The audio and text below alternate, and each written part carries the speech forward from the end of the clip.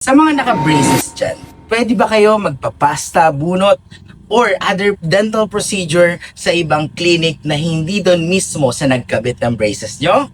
Panoorin nyo itong video na to para masagot ang katanungan nyo. So mga katuso, andito ko ngayon sa Taguig at mayroon ako dito ang patient na hindi po ako nagkabit ng braces niya. At anong papagawa niyo, ma'am?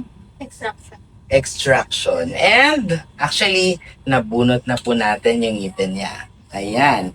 So, sa mga katuts natin dyan, pwede naman po magpabunot or magpapasta sa ibang clinic kahit hindi sa akin nagpakabit. So, ang tanong natin ngayon, bakit hindi siya doon nagpabunot sa clinic kung saan siya nagpakabit ng braces? Ma'am, kumusta ang naging experience niyo dito with Doc Moise MMD Smile Dental Clinic?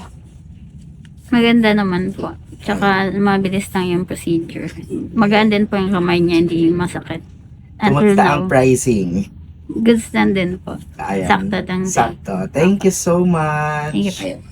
So, based mga katuts sa ating patient, binigyan po siya ng karapatan ng dentist niya na magpabunot since may reason nga siya. Actually, hindi po ako basta-basta tumatanggap ng patient from other clinic, especially sa ortho, kung walang referral. So, nagdala po siya ng referral galing sa dentist niya. Tinakpan ko na po yung clinic at the same time yung pangalan ng dentist kasi respect ko na din po sa dentist.